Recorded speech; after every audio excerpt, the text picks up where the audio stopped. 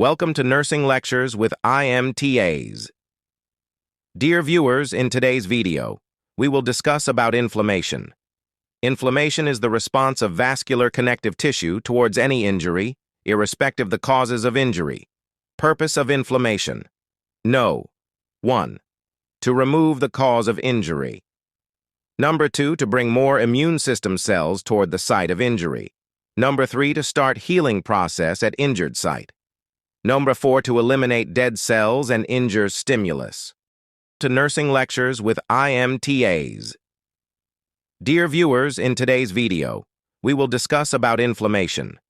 Inflammation is the response of vascular connective tissue towards any injury, irrespective the causes of injury.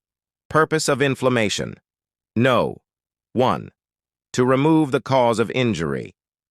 Number 2, to bring more immune system cells toward the site of injury.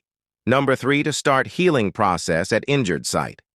Number 4, to eliminate dead cells and injure stimulus.